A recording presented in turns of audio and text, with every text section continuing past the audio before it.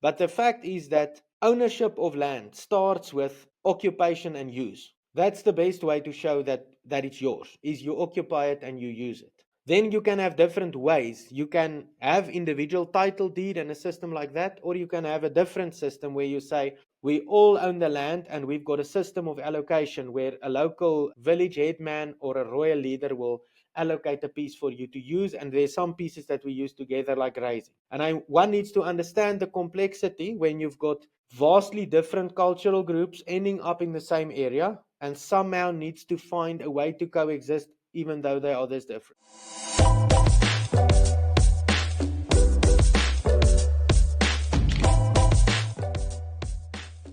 Ladies and gentlemen, you're welcome to this edition of Beyond Africa. On this edition, we are talking about intercultural relations in South Africa, especially how the AfriForum decides to interact with other people to advance intercultural relations and advance the unity and the integration of South African peoples. In this edition, we are receiving Barend Uys, who is the head of the Intercultural Relations in AfriForum, and he's going to tell us exactly what they do. And maybe from here, we can gain some experiences to share, and also how we can interact with other cultures across the board in Africa and our different African countries. So, Barend, you're welcome to the Beyond Africa podcast. Thank you so much. It's a real privilege to be here. Yeah, thank you. And we've tried to make this work, and different events have taken that. But I understand that you are still very involved in the leadership of the intercultural relations of AfriForum in South Africa. Can you tell us a little bit about that? Yes. So maybe I should start with the why. I think it's the most important. So AfriForum as an organization is part of actually a group of organizations called the Solidarity Movement. And in the movement, we've got a motto.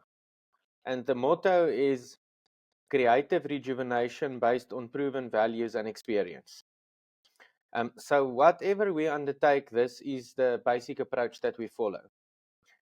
Now, if you talk about the experience of a cultural community, of course, you are referring to history. And if you reflect upon our history, say broadly speaking, the last 400 years, of course, it is clear that if you've got good relations between the different cultural communities that share a piece of earth, all the communities prosper. The moment you've got bad relations or relations deteriorates, well, it's not going then well with most of the cultural communities. So this experience basically teaches us that it's really important to have good intercultural relations. We are a Christian organization with Christian values, and of course, if the message there is really very direct, if there is something good that you can do to somebody, you should do it, and you should try and live in peace with everybody as far as it's in your power. And then, of course, creative rejuvenation speaks of a vision of the future. So, of course, the past is important because it's important to know where you are from. But in the end, you are alive today because of your ancestors, but you are, of course, living for your children. So it's about, maybe you can say, applying lessons from the past and then really work creatively to ensure a future, to actually, and this is the best way to honor the legacy of those that came before you, your ancestors, is to again take what you receive and give it back in a better condition to future generations. And this is why at AfriForum we've got a department that is called Intercultural Relations and Cooperation, and I'm the head of that department. So that's the why. Yeah, thank you so much for giving us this interesting background. It's my understanding that the organization advances the culture of the Afrikaners in South Africa. As you say, it is based on historical and ancestral gratitude with a view of giving a better life to the future generations. Can you tell me more about that? Yes, I think the best way to capture it is actually is in our vision. So our vision says to ensure a peaceful and prosperous and safe future for Afrikaners at the southern tip of Africa, because we've got no other home, in peaceful coexistence with all other cultural communities. And that's at the heart of it. I want us to talk a little bit about the peaceful nature of this relationship with other communities. And you've emphasized the fact that you've got no other home. meaning your only home is this tip of Southern Africa, that is where you are based, and you want to live in peace with your neighboring communities. That doesn't seem to be the message that we get around, especially on the media, about relations between the Afrikaners and other communities within the southern tip of Africa. What could be the driving force about this conflicting message? Your ambitions, your vision, and then the messages we're getting around from media and social media. Maybe the simple answer actually lies in business, and that is that if you are selling something, of course, you want to sell something that sells to make you money. And if something is not a product that sells, then you would not offer it to the market. And unfortunately, I believe that is the situation that you have with the normal media in South Africa. So unfortunately, stories that are not controversial usually do not sell, or at least that's what is believed. And maybe this is applicable to AfriForum in two different ways. The one way is, of course, all of the work, and this is actually most of the work that we do, that are focused on local communities, including very simple, basic things like fixing potholes. You will not really read about this in the papers. And the same goes for joint projects between Afrikaners and other cultural communities. It is, well, clearly not something that the media considers worth reporting, and this is why when you just follow the media, you will not read about it. So I want to stop you there a little bit. You've mentioned projects that you do with communities and you don't hear on the media. Can you give us a few examples of those projects? Yes, so our collaborative projects broadly focuses in two areas. So the first is agricultural development. Now, South Africa, of course, when you would compare it to a typical European country, it's a really big place. So, for example, it's broadly speaking about 3 times the size of Germany. So it's really big, and it's not only culturally diverse. It's also in terms of climate and topography. It's really diverse. Now, broadly speaking, the eastern part of the country is really fertile, and also you've got higher rainfall in those areas. And then, broadly speaking, the western parts of the country are more arid with a lot less rain. And there's some areas that are really dry. Now, you can imagine that historically, when peoples settle an area, it is logical that people would settle in the areas where it is most easy to produce. So it's logical that people would settle in the areas where you've got fertile soils and where you've got water available and where you've got lots of rain. It's a natural thing. So in South Africa, in South Africa, legislation refers to traditional communities, but this is basically cultural communities, and we really do have many. Many of these communities are living in areas with a very high agricultural potential, but unfortunately, this potential is not fully utilized. And so this is then the one area of focus.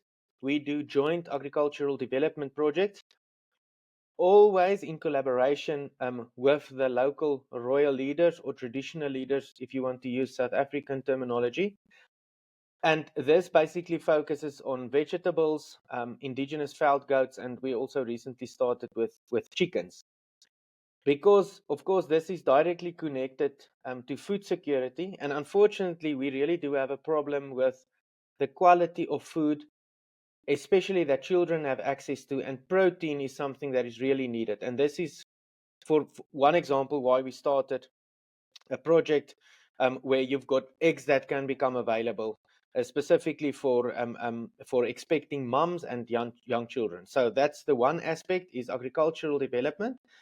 The second aspect focuses on cultural identity and heritage. Now, you might ask, if you are living in a country with very serious socioeconomic problems, where joblessness, poverty, crime is a real challenge, why would you do projects related to cultural identity?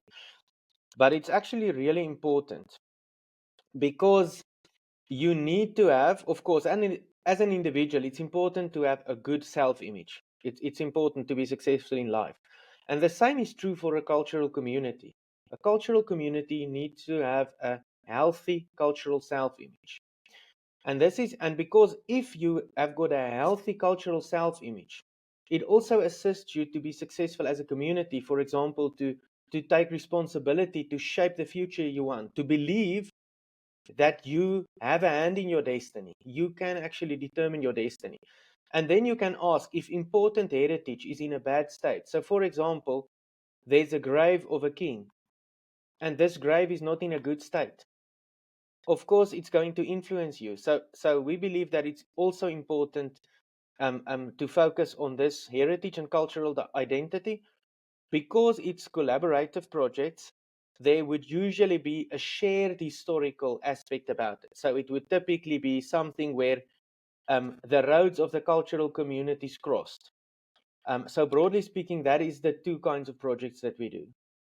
Thank you. You've mentioned these two kind of projects, the agricultural and the interracial relations. I would want us to take them one after the other.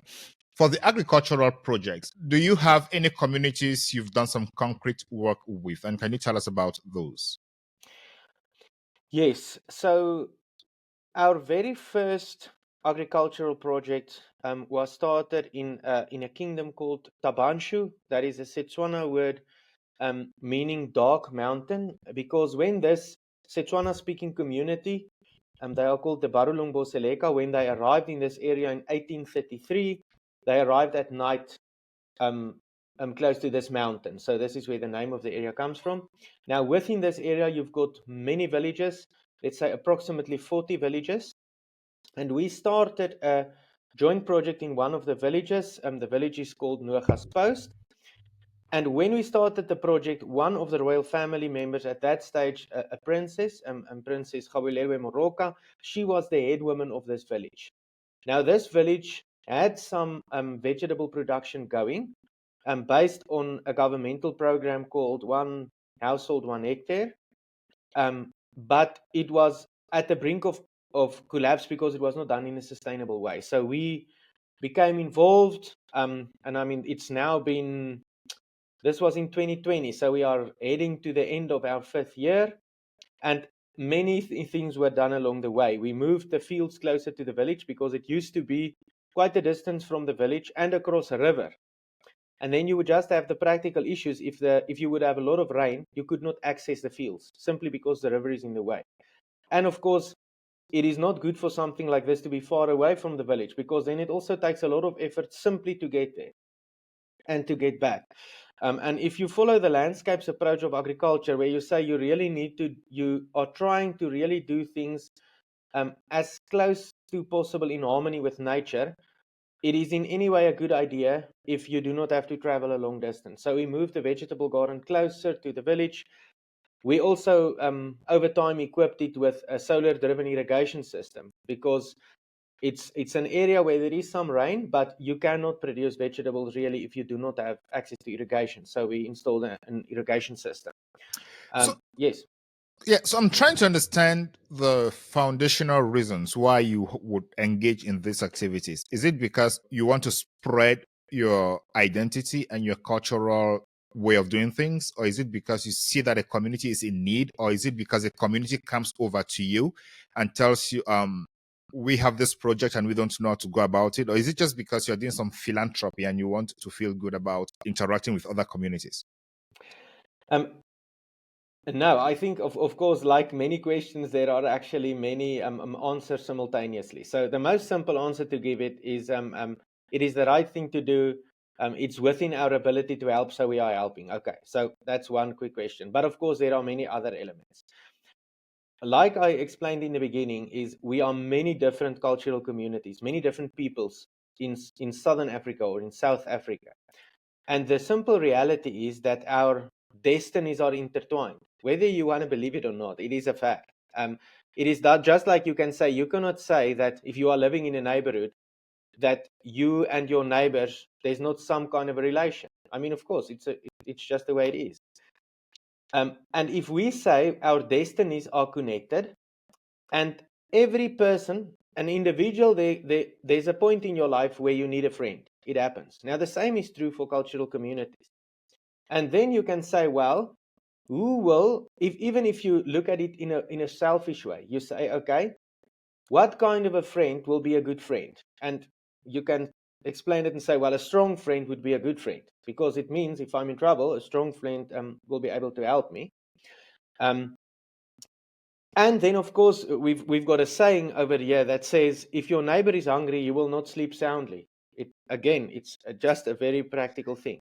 It's true So that if your neighbor is angry, you yeah, cannot sleep soundly. yes, That's very yeah, true. And I'm okay. trying to figure out if the neighbors you're talking about here, that is those you are working with, the communities that you just mentioned that you're working with. Are you working with the leadership of the community that's a royalty, or you're working with the people of the communities?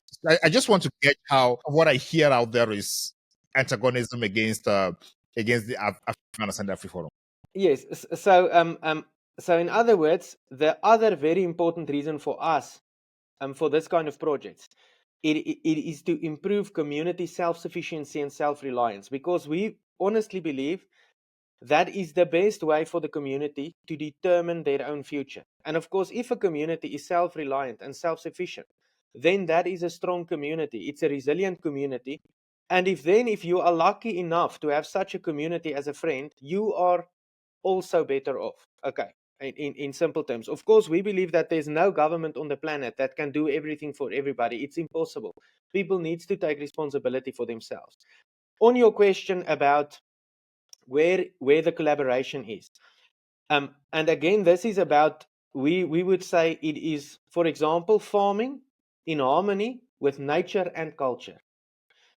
And if you go to a cultural community, a traditional community, the right way to do it is, you cannot just go into an area and do what you want. There's a way to do it. You need to approach the royal family. That's the way you do it. You speak to them, you respect them. And then, of course, then you go to local level and you work on local level with the blessing of the royal family or the royal leader. And this actually creates an environment where you can really have progress, because and it's about accountability. So you've got accountability of the community, but then there is also the royal family member that can keep the community accountable. But they are also available. Say, for example, difficult decisions need to be taken, or possibly there's some conflict that needs to be resolved, even inside the community. This is where these royal leaders, of course, with multiple generational wisdom, has a very key role to play to ensure the success of projects. So it is always, basically, you can say it's always a collaborative effort with both the royal leader, the royal family, and then the local community. Because in the end, the success of any grassroots level project depends on that community on grassroots level. That is the key to success. Yeah, thank you so much for that. And I'm looking at the level of the intra-community conflicts and the relations between the larger community and the AfriForum and the initiatives that AfriForum is bringing. And I wanted to piggyback to the example that you brought, not necessarily on that very example, but talking about the successes of these intercultural agricultural projects. What can you say your success is so far? You've mentioned a project that is about 5 years old already. How many communities have you collaborated with to gain sustainable farms and sustainable agricultural output? So I'll have to. So vegetable projects. We've got currently one in the Free State, two in the Northwest Province, one in KwaZulu-Natal, and of course our involvement varies. And I'll also explain, sometimes it's really a community-based project, and sometimes it is supporting an emerging farmer. And this is something that is also something that is worth to talk about. Those are vegetables. And then indigenous veld goats, we've got a project in the Eastern Cape and also in the Free State. And the chickens is currently we only are doing one. So I did not now count the number that I that I was naming, but yeah, that is the project where we are currently. Yeah. So with this success, how much pushback do you get from these communities you are working with? Like I asked at the beginning, do they invite you or do you invite yourself? Because that is going to determine the level of collaboration, pushback, and criticisms that you get. No. We get we are asked, we are invited to come, and unfortunately, so maybe we can just say it the following way: in many parts of South Africa, and unfortunately, the deep rural areas, it's not an exception. Conditions are really, really tough. People are really facing massive challenges. Um, and I think, of course, it gets you to a situation where you say, of course, anybody that is willing to assist, of course, that kind of help is welcome. But we are actually we get more requests for help than we can attend to. So we of course try to, as time goes along and our capacity allows, we try to assist and support. And of course, there's a constant drive to also to get funding for these projects, because of course of course you are limited by the amount of funding that you've got available.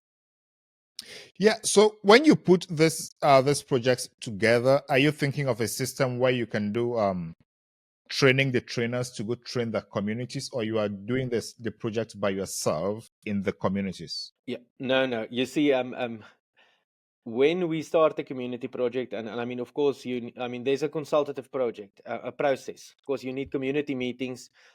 In the end, and this is so important, it's not our project, and this is actually key. It's the community's project. We are there to help them realize their dream. Okay, and if you do not do it this way, I think there's no way that you're going to have success. So the way that we would, maybe you can ask, when will we arrive? Now we would say we will arrive when we are simply not needed anymore, when we can leave. So you are really talking about it. The key is actually knowledge transfer. That is the key. But because there are you've got serious resource constraints, we are following an approach of, and it's got different names: regenerative agriculture or conservation agriculture. And a big part of the work that we are doing is with this kind of approaches and knowledge transfer in this kind of approaches. So my one colleague actually just went for a second course, and the whole point is to be trained as a trainer to train people, and then to train the people to train, because that's the only way that we will be able to get the impact over the long term that we really want. Yeah, so it looks like you're working mostly in the rural communities, and that doesn't get the attention of the media. But if you go to those rural communities, would you have the impression that they look very kindly and positively on your organization? Yeah, I can just tell you. So now I've got the privilege of really traveling all over South Africa, and I want to emphasize the massive cultural diversity. I mean, we've got many official languages, and I mean even more languages spoken. Of course, in the rural areas, people are, maybe you can say, they are cultural people. There's strong connections to tradition and custom and cultural identity. Um, and we are always received with smiles. And I think this is the difference. You see, it also depends how you look at our country. I think, my view, if you understand that South Africa, and Southern Africa for that matter, is a really complex society with many different cultural communities that are interacting, if that is your view, then you will also see that, generally speaking, you've got excellent relations between different cultural communities on grassroots level. Let's say on a political level, on this high level that you always see in the media, it looks differently. And maybe, unfortunately, when you listen or read the press, you will get the impression that it's about, let's call it, about race and tension between race. But there is a very, very different cultural reality on grassroots level. And that is why I can tell you, I never ever feel unsafe, not even a little bit. And I can tell you, I attended events where I was the only Afrikaner amongst many members of the different cultural communities that I attend. And I mean, I can tell you, I'm not only received friendly, the communities carry you on their hands if you are a guest at their event. So you're actually saying that the intercultural relations between the Afrikaners and the communities is completely different from what we read in the media. Yes, I honestly believe so. Yeah, if that is the case, then let me just switch gears, but we'll come back to the content of what you know. If that is the case, then why is this migration out of South Africa under the guise of the Afrikaner genocide, as it's called? Yeah, I think the and maybe to put it bluntly is we are doing well, not because of government, but in spite of, and that is actually the problem. So the problem is not so much grassroots relations. The problem is more one of politics and of economics is a big challenge. And then, of course, you've got the very specific issue of rural safety, which we can, of course, it's now not my speciality, but it is a real issue. The economic possibilities are really limited. And I can tell you, because of legislation, again, it's not my speciality, but legislation really makes it difficult for an Afrikaner. It's difficult to get a job, it's a fact, and it's also difficult to do business. And I think the economic reasons are therefore the main ones. For if you are talking about the general trend in immigration, I think that would be a very important factor, is economic reasons. The second reason is crime. And now crime should not be confused with bad intercultural relations. We've got a massive criminality problem, a violent crime problem, and of course, this drives people away. I mean, if you faced an armed robbery or a hijacking, or if a family member was killed, you do not need a lot of motivation to see or to say or decide, I'm going to go to a country where I can get a job and where my family will be safe. So I actually think the two main drivers for people leaving is criminality and economic reasons. And unfortunately, in our case, these problems are created by policy. Policy is the reason for these problems. Yeah, it looks like there is a general policy problem in South Africa, because anybody I speak to, white or black, Indian or Arabic, they always point to government policy problems as the main problems in South Africa. But in the media, we only hear about the Afrikaner side of it. But that is not the focus of our conversation, though. I just wanted to bring that to see how the relations between the peoples, the races, the cultural groups are interacting with what we hear in the media. So let's go back to what we were talking about. We're talking about the intercultural relations, and you mentioned that your organization is a Christian organization. How does that come to play within the network of cultural interrelations and agriculture? Why do you want to put religion at the base of what you do? No, well, it is it for us. It's simply a reality. We are Christians, and we are not we are not shy about it. It is our heritage. In South Africa, we are also really lucky that the vast majority of South Africans are also Christian. So I can just tell you, I have not yet arrived at a single community. For example, a community meeting where the meeting is not started with prayer or prayer and hymns, or sometimes even a bit of a scripture reading. So I think it is just it's something that many South Africans share. And the great thing about it is that it gives you a set of shared values that is a great base for collaboration, for tackling projects, and of course to address problems, because there's something that you can fall back on, that you That is a very, very important point to make, because even if, like the Bible, like the Bible says, love one another as I have loved you. Those are the last instructions that Jesus gave, and Jesus did not say love your race as I have loved you, or do not love the others as I have loved you. He actually sent out the 72 to go out to the ends of the world to meet everyone and preach the gospel.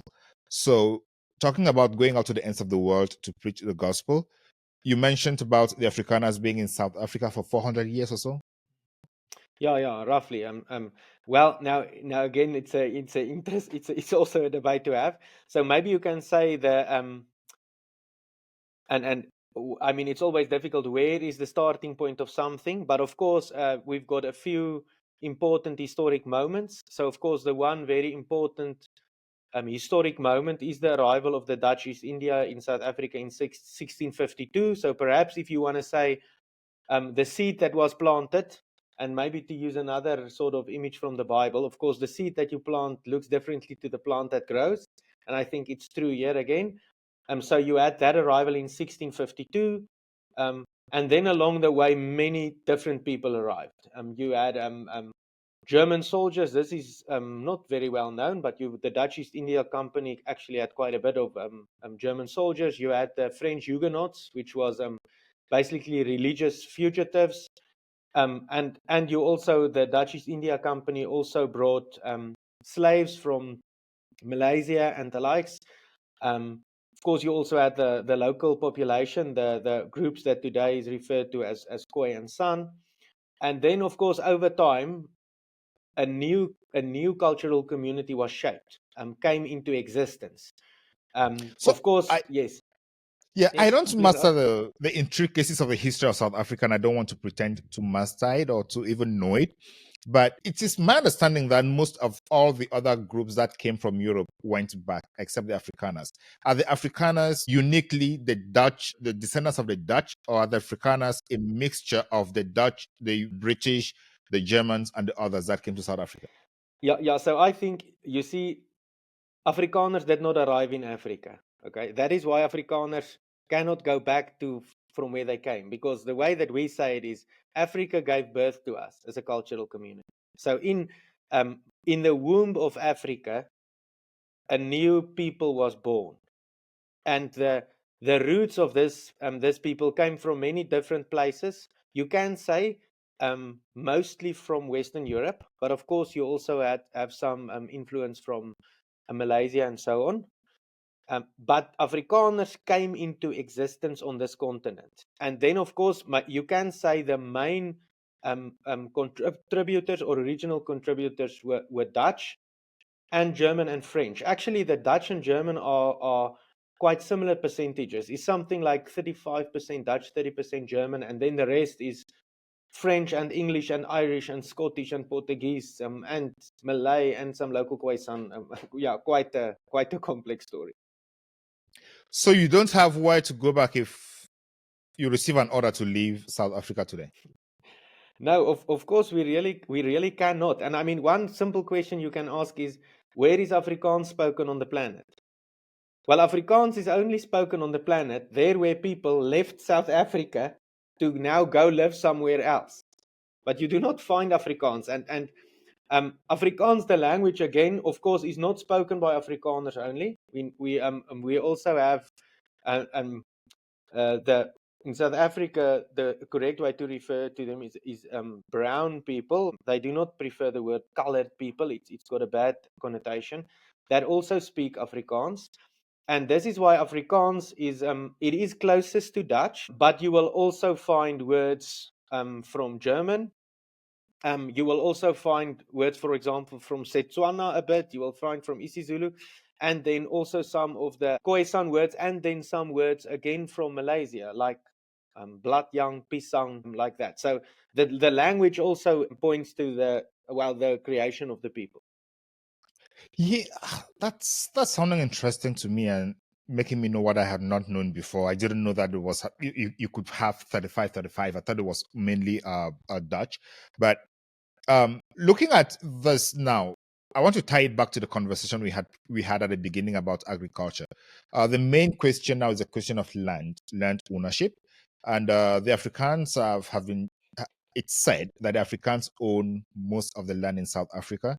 Some say they don't own most of the land; they own most of the agricultural land. So, can you make me understand how the land ownership is a problem or is not a problem to the Afrikaans?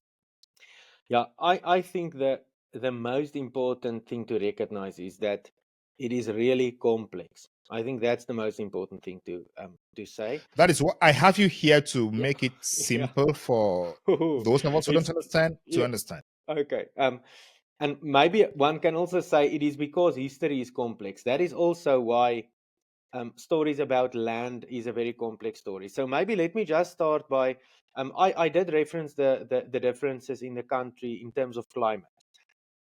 So the very first, very important thing to understand is that if you are talking about the dry western parts of the country, there's vast areas, okay? And I can explain historically why most of the owners there would be Afrikaners, and then you would have from the Khoisan communities and some Setswana or Tswana peoples are in those areas. In terms of this practical thing, 1 hectare in the dry west of the country is not equal to a hectare in the fertile west east of the country. Okay, so the first mistake one can make is to do a size comparison, because you cannot say if somebody owns 1,000 hectares in the dry west of the country, that might be similar to owning 10 hectares or 100 hectares in the west east of the country. So I think that's the first very important thing to say. The other very important things to say is that historically, over a couple of 100 years, we had a lot of movements of people in Southern Africa. And unfortunately, another reality, of course, we had conflict, like any other place on the planet where you've got different peoples in the same place. We had conflict. And then, of course, you had changes in population sizes over time. So, and maybe for me to just say, so this is the basic things that I think is really important. The reality is that everybody that finds themselves in South Africa today, at some stage arrived. Okay, and now you can say some. Are you saying that there is no community in South Africa that was originally from South Africa? Everybody came to South Africa at some point? Yeah, well, it also now depends of the way that you understand the world. So if you believe, like many do, and like many scientists do, that that people actually originated from Central Africa. Now you can prescribe to that belief or not, but okay, it means that there was some kind of a starting point, and from that point there was a movement of people. Did you have some groups arriving before others? Yes. Is it possible that some somehow were just here? Well, yes, that's also possible. And maybe I can just jump to the current time and say the most important principle in a modern constitutional democracy is the principle of equal citizenship. So let me just say, it should not matter when you or your ancestors arrived, and there should not be different levels of citizenship based on when your ancestors arrived, just as a principle. We know that the very first people to be here, or to be here originally, or to be here the longest, of course, is the San and the Khoi, or the Khoisan. They are sort of grouped together today. Of course, that's a bit of a political term, because if you would speak to the people, for example, in the Khoi community, you've got Kurana and Nama people, which are unique cultural communities within this grouping of communities. Then you had the other groups that, and again, there's lots of historical evidence for this, but you had migration from, you can say it from more north of Africa southwards, overland. And of course, then you also had our ancestors, many of whom came from across the sea. Okay. And like I explained in the beginning, many of the peoples settled in the higher rainfall, fertile lands of South Africa. And that is more the eastern part of the country. Okay? That is, so this would more be Limpopo province, Mpumalanga, KwaZulu-Natal, and the Swaziland, Eastern Cape. Yes, of course. The other Swaziland, Mozambique, KwaZulu-Natal. that Okay. part. Yes, that part of the country. The drier part, the Free State is sort of an in-between part. And then if you go west, so Northwest province, the Northern Cape province, is really more arid. And of course, if you then go to Botswana and Namibia, I mean, you really get to you get to desert at some stage. The other reality is that, of course, people increase in number over time. So a big mistake that you can make is to say that now we've got 60 million people in South Africa and it always used to be like this. Of course, this is not the case. Of course, if you would go back 300 years or 400 years, we were a lot less. All of us were a lot less. Okay. Maybe one should say that I think the biggest events that shaped current land ownership patterns was, of course, that you had many different cultural communities, and each cultural community were trying, of course, to survive, to establish a place for them to stay, to thrive. And like I said, you had the different groups. You had the Khoi, the San, you had our ancestors. We became a people. Of course, you had some foreign influences. In Southern Africa, you had Portuguese arriving. You also had the English arriving. If you go to Namibia, you had some Germans arriving. But then, of course, you also had a lot of internal movement and strife. And maybe just to illustrate the point, I should perhaps speak about a very specific area to sort of explain the situation. Now, in what is today KwaZulu-Natal, you had many different cultural communities. Perhaps you can refer to them as clans, similar perhaps to something like a Scottish clan, with a clan leader or a clan king or a clan chief. And then, of course, people that would know the Scottish system would know that you have clans. Each clan has got their own leader. And then at a certain stage, these clans can unite. And then one of the clan kings can actually be the king of kings. Okay. Now, in the KwaZulu-Natal part of South Africa, maybe in about the second half of the 1700s, you had some royal families, some very strong leaders, starting to unite clans. And there would be different reasons. Of course, power is a reason, but of course, trade was also really important. So, of course, if you are a small isolated group, then you need to, of course, trade with the next neighboring group and the next neighboring group. But if you as a leader can establish to connect different clans, also very specifically to the sea, then of course you can really increase your wealth and your power and your strength. So in this part of KwaZulu-Natal, there's in the beginning or in this time, you can specifically mention two groups and two leaders. So the one group is known as the Ndwandwe. That's the one group, and they were busy building or uniting clans into, perhaps you can think of it as some kind of a confederation of clans. Then you had another clan, the Mtetwa, and they were building a nation. So again, uniting different clans. The leader of the Mtetwa was called Dingiswayo, Inkosi Dingiswayo, and the leader of the Ndwandwe was called Inkosi Zwide. But now they were building these confederacies, you can call it. In other words, creating this system of connected clans. And of course, in the end, this would end up in conflict between these two groups. But understanding that it's quite complex groups, because it's like a union of clans on the one side and the union of clans on the other side. Perhaps today we will call them nations.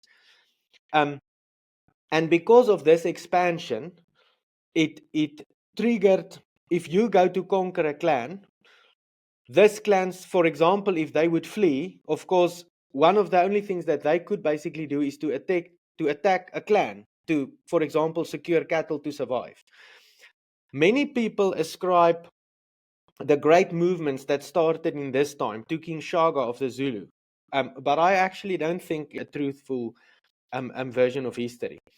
King Shaka started as a soldier in the Mtetwa army. His father was, in fact, the king of a clan at that stage, the Zulu clan. His father's name was Senzangakona. And then, and I mean, the history is really complex, but the fact is that Inkosi Dingiswayo was killed. And Shaka at this stage was already the king or the Inkosi of his father's clan. And he then started to build up clans around him or unite clans around him. He was also attacked by the Ndwandwe, as an example. And of course, King Shaka also attacked some clans. Some clans joined voluntarily, and he would also, of course, like all these communities did, they would also attack some other cultural communities a distance away. But this wars, to just complete the thinking, what happened, I mean, there's a specific incident where Inkosi Dingiswayo attacked a very specific clan. They then retaliated on another clan, and this clan then fled down into the Eastern Cape. And this set off a cascading effect of conflict, which unfortunately led to massive loss of life. and a great movement of people, and actually the shaping of different peoples in Southern Africa. Yeah, thank you so much. Enjoy your sip of water. That was that was a deep history lesson that I will still need to review time and time again before I get the depth of the relationship between the clans and the various people in South Africa. Let's during this time when the clans were moving around the KwaZulu Natal and down into the Eastern Cape, where were the Afrikaners? So of course we were busy taking shape as a people in the Western Cape. And then there was actually a big drought in the Western Cape.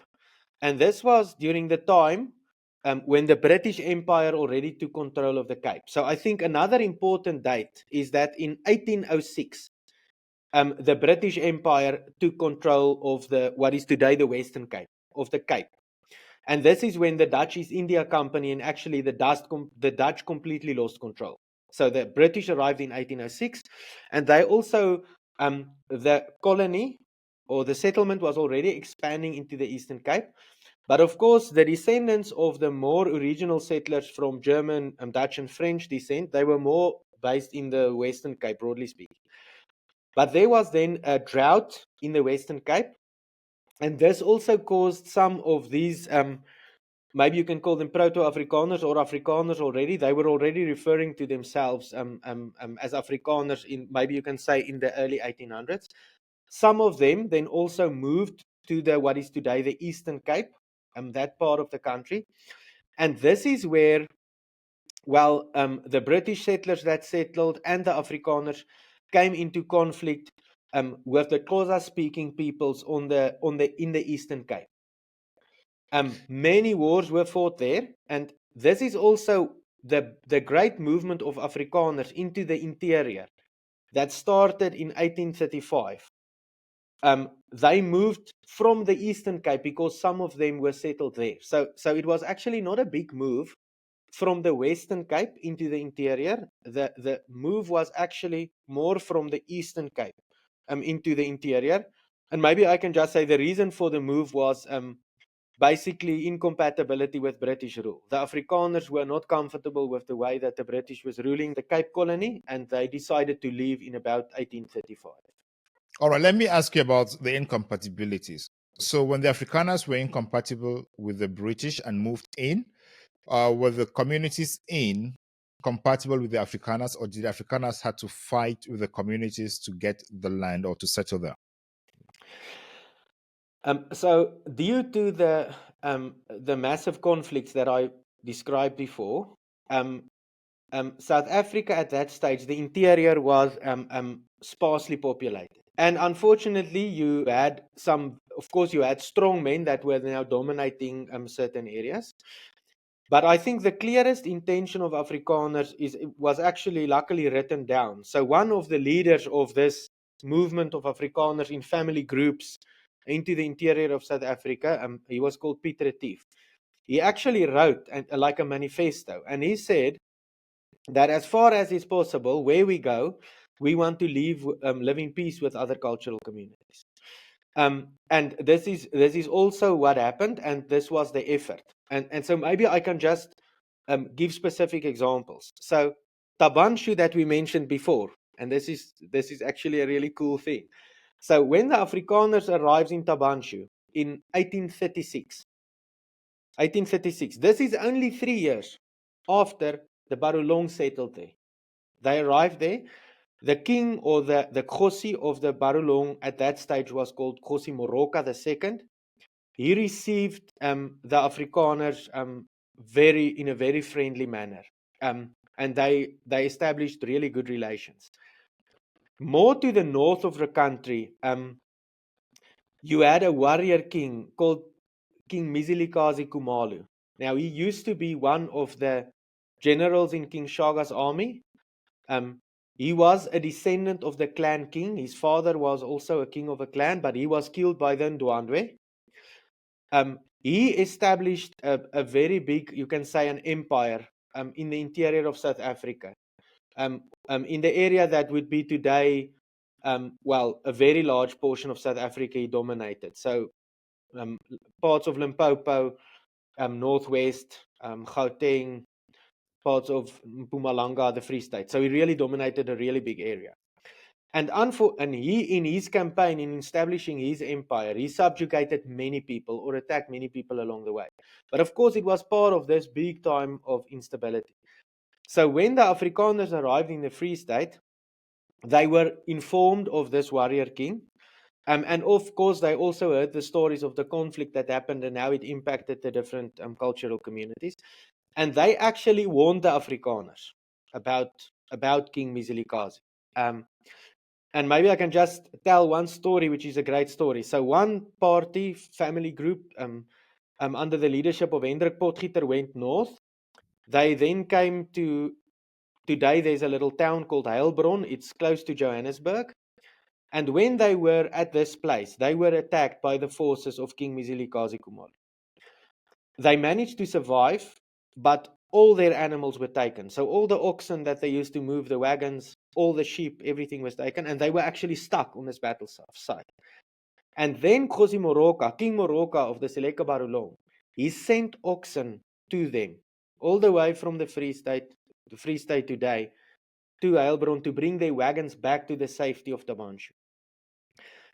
In the end, to sort of just tie the story down, an alliance was formed between the Afrikaners and different cultural communities. Barulong was important, the Griqua was important, also some other nations, Bakgatla, Bakgafela, the Bafokeng, they formed an alliance, and there was 2 campaigns against King Mzilikazi, and this is when he left the area that is South Africa today to finally settle in what is today Zimbabwe.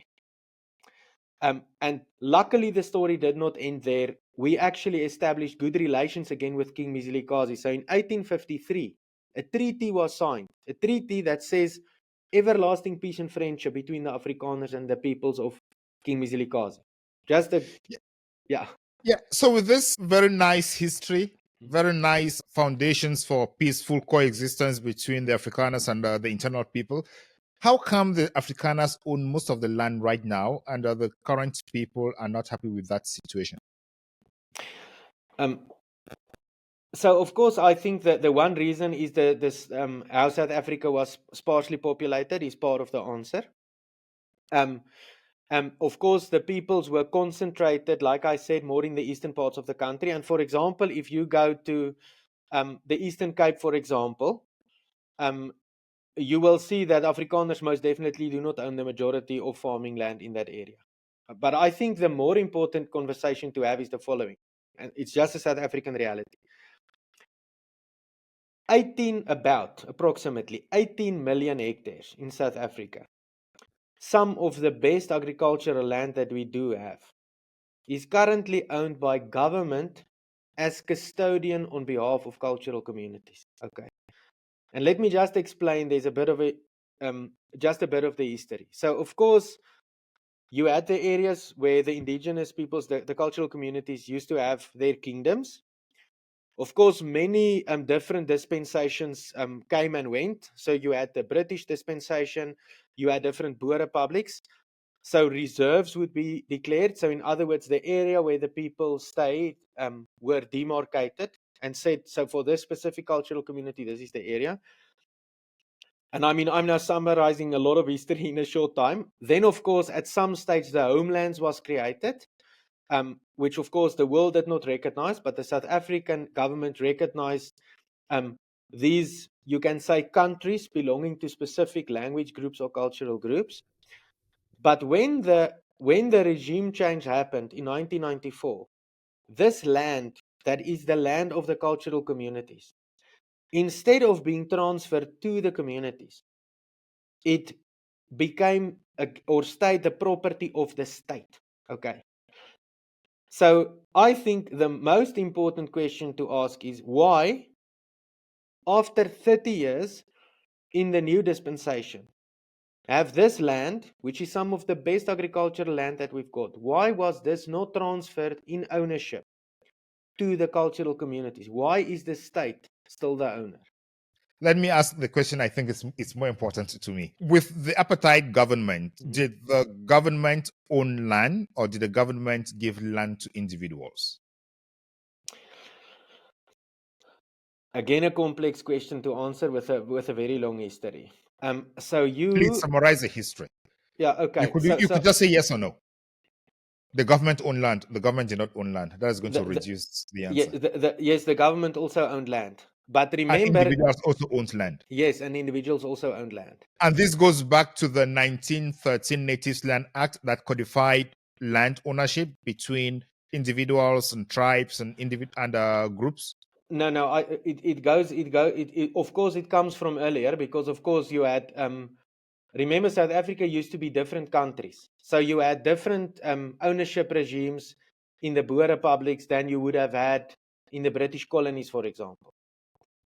This is also why you do have Lesotho as a country in South Africa, well, really enclosed by South Africa, and why you also have Swaziland. It's part of that, the complicated history. It depends on that you make a war on the British Empire or that you not. The Zulu nation made war on the British Empire. So they basically lost their independence. They lost their kingdom. They became part of the bigger South Africa. The Basotho of Lesotho did not make war with the British. So they were declared a protectorate, and they end as a separate country. They became independent. The same is true for Swaziland. Same is true for Botswana. Okay, it's part of the complexities. So when was this? Was before or after the 1913 Land Act? Yeah, this is a lot of history to cram in a short space of time. So the Basotho, of course, the Basotho people, they settled in the area what is the Lesotho Kingdom today. Of course, you had many different cultural groups there, including the Afrikaners. You had Griqua, Kurana, and you had the Barolong, which is a Tswana-speaking community. And then some conflicts started to happen, border conflicts. So if you can imagine, you've got two expanding communities, and at some stage they get to an area where they are now, there's a border, or you need to establish a border. So about 3 wars were fought in the 1850s. Where the Afrikaners was, this was when the British was still in control of that area. So you had, of course, there was the war with the British and allies against the Basotho. And then you had 3 more wars where the Afrikaners, the Barolong, the Kurana, and the Griqua were in alliance against the Basotho. And during the last war, in 1859, it was clear that the alliance would overrun the kingdom of the Basotho. And the Basotho then had a very wise king called King Moshoeshoe I. He then approached the British to say, declare our area, our kingdom, a British protectorate, or annex our area. And the British did that. And that, of course, stopped the conflict, because the British now said that they will take control of the area. And due to this event that happened in basically 1859, that is why the Kingdom of Lesotho today is an independent country and not part of South Africa. But Yeah, it's so difficult to explain. How did this affect the land ownership? That's what I want to get. Between 1913 and 1949, did the government decide to give land to individuals, or how did that come into play for the Afrikaners to have more land? Yeah. Okay, so I think, again, the most important thing to mention again is much smaller numbers than we have today, and one also needs to understand just the reality of cultural differences. Because of the small number of the population, did the government give land to individuals? No. Let me explain it this way. Remember, we had different ways of understanding property. This is the reality. The Afrikaners, for example, we had a system and an understanding of individual property ownership. It was part of our cultural heritage. If you look at the cultural communities, like the Tswana-speaking, the Sotho-speaking, the Zulu-speaking, they have and had a system of collective ownership, of communal ownership. This is the reality, and this is why even in South Africa today, we've got areas that are collectively owned, not individually owned. So the basic approach, and again, this is really simplifying, but and let's take the Free State as an example. So in the Free State, you had a republic that was run by the Afrikaners, the Boers, the Boer Republic of the Free State. Within this republic, you had Afrikaners, and you had other cultural communities. So what would happen is that the Afrikaners would be treated, of course, according to their custom. You would have individual ownership of properties. Okay, it's the way that it works. And then for the different cultural communities, areas was, you can say, demarcated or allocated, where the cultural groups as groups communally owned the land. And of course, they were still led, and even today they are still led by the royal leaders and with their traditional leadership by the traditional structure. Of course, the Afrikaners, this is a reality. The Afrikaners was the dominating force. It's true. And of course, if you are the dominant force, it is the same way that the Zulus ended up as the dominant force in KwaZulu-Natal and ending up with most of the land compared to other cultural communities. Of course, the dominant force ended up with most of the land because you dominated and you used. And I think this is really important. Again, it's really difficult to talk about things that, about 200, 300 years ago in a very different context. But the fact is that ownership of land starts with occupation and use. That's the best way to show that it's yours, is you occupy it and you use it. Then you can have different ways. You can have individual title deed and a system like that, or you can have a different system where you say, we all own the land and we've got a system of allocation where a local village headman or a royal leader will allocate a piece for you to use, and there's some pieces that we use together like grazing. And one needs to understand the complexity when you've got vastly different cultural groups ending up in the same area and somehow needs to find a way to coexist even though they are this different. It's really complex out there, and even to understand the land ownership system, it's making it more complex. But as it stands, there is a conflict, or there is tension, there is misunderstanding about land ownership, and there is the new law that is talking about land expropriation. From AfriForum's perspective, do you have a solution that you are proposing to the government on how to redistribute land to bring in equality and fair ownership of land without talking about the land that is under government's control right now? What is AfriForum proposing, like a solution to this? Yeah, of course, you cannot have this conversation without talking about government land because it's actually it's key. Yeah, I'm talking about private land. Is there any proposal from the AfriForum about the redistribution of private land? Well, our first question would be, why do you want to distribute private land? And then my question would be, why don't you want communities to own their land? Why is it right for government to own the land of communities? It's wrong. Now, again, I can tell you, and perhaps one day you can visit, and then I'll love to take you on a trip. You send me that flight ticket and I'm there. There's a lot of land in South Africa. There's a lot. I can tell you that our issue is not the availability of land or access to land. Our challenge is the use of land. The reality is that in the most agricultural or the areas with the highest agricultural production capability in South Africa, the eastern part of the country, there are, well, probably millions of hectares that are lying and that are not being used.